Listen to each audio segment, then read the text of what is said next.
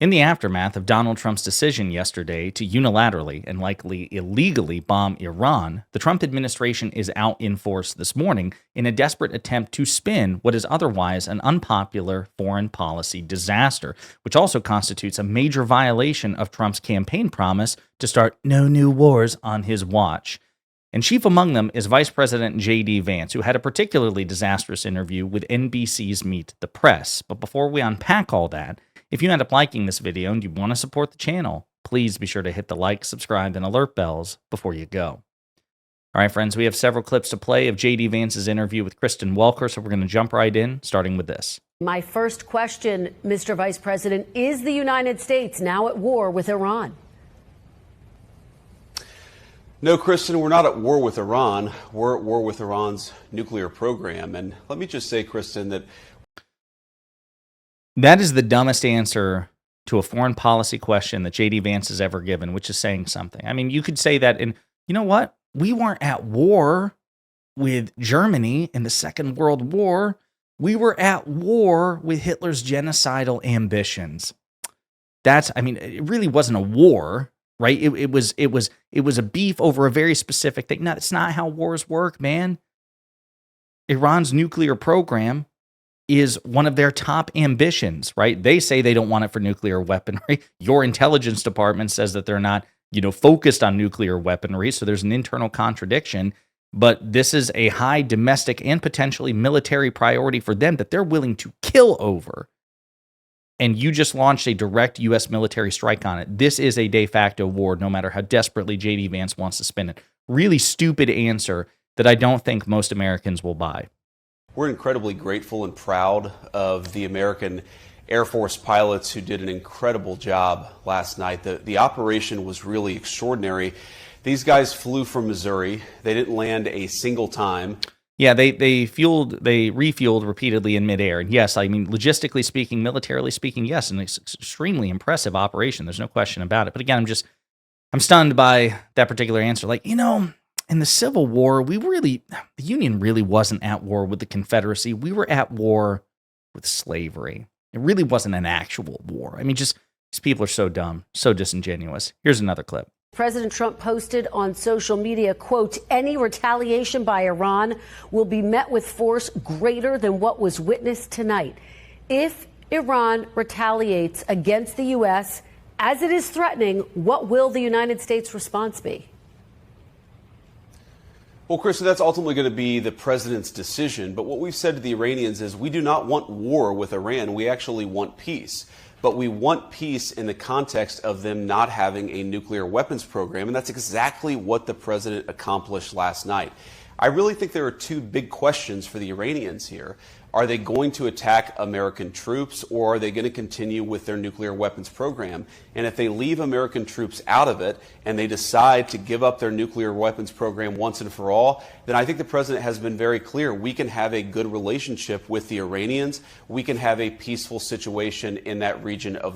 Yeah, I don't know what Iran's going to do, all right? And there's no question that Iran, in so many ways, is a bad faith actor. There's no question about it. But when it comes to the particular deal, that the dealings between Iran and Trump was the liar in this situation. He's claimed to be negotiating in good faith, all the while purportedly planning this particular strike for days in advance. I mean, this is stunning stuff, number one. Number two, again, there's this idea of, listen, sure, we invaded your airspace and, use a direct military strike against, a high profile, an extremely important domestic target for your country, but we're not at war with you. We don't want to be at war with you. We just struck you militarily, but we don't want to.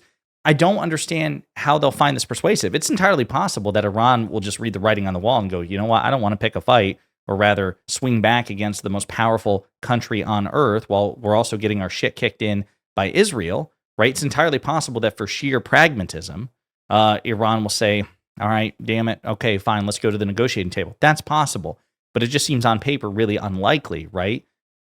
And I don't know why they're so confident that this is going to be the particular outcome. And yes, they are already threatening every American in the region. Here's another clip. You know, the president says the nuclear enrichment sites were, quote, completely and totally obliterated. There is some question about that, though, this morning. Do you have 100% confidence that Iran's nuclear sites were totally destroyed? Well, Kristen, I'm not going to get into sensitive intelligence about what we've seen on the ground there in Iran, but we've seen a lot, and I feel very confident that we have substantially delayed their development of a nuclear weapon, and that was the goal of this attack.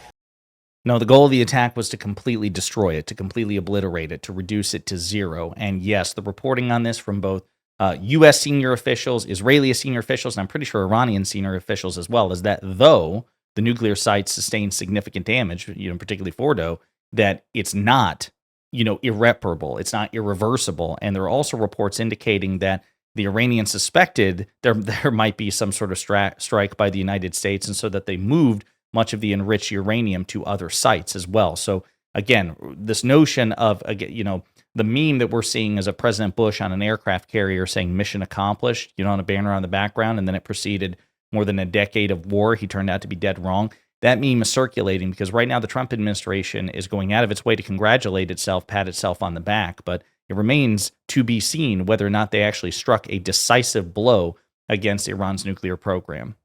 A couple more questions, and we're almost out of time. Director of National Intelligence Tulsi Gabbard said in March that, quote, Iran is not building a nuclear weapon.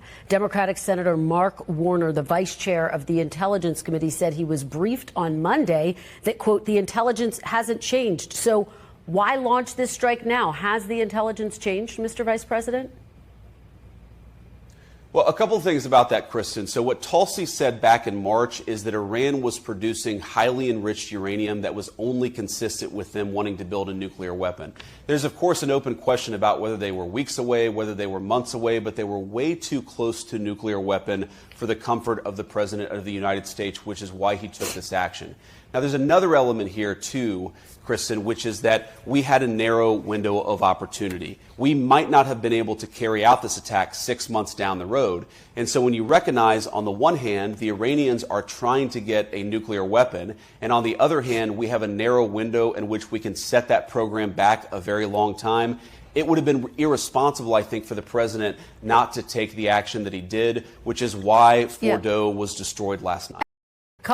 So again, there is a contradiction within the Trump administration's intelligence community. Now, my understanding from the IEAI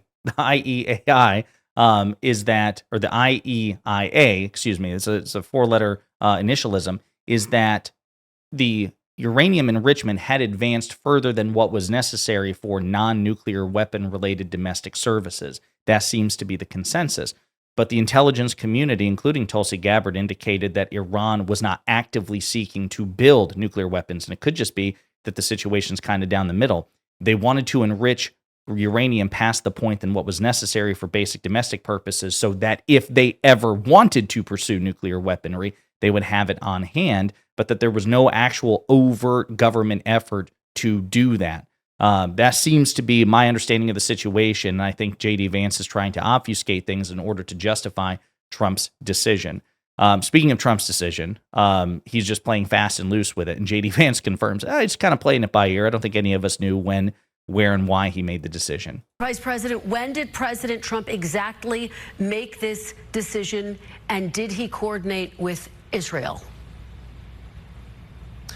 The president, honestly, Kristen, I don't know that any of us knew exactly when the president made the decision, except for the president himself. But if you back up a little bit, we engaged in this diplomatic process. I think that he decided probably by mid-May that this process was not going anywhere. And so he decided to issue some private ultimatums to the Iranians. And then eventually, of course, we decided to destroy the Fordo nuclear facility.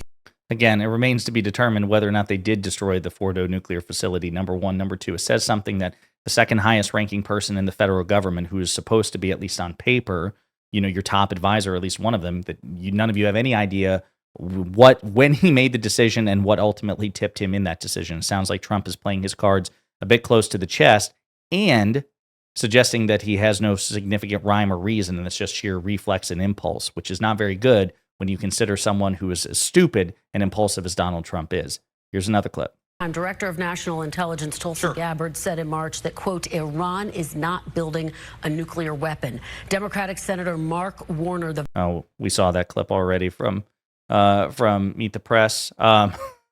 There's this one here about what motivated them to attack. Clear, did the president say go based on U.S. intelligence or Israeli intelligence?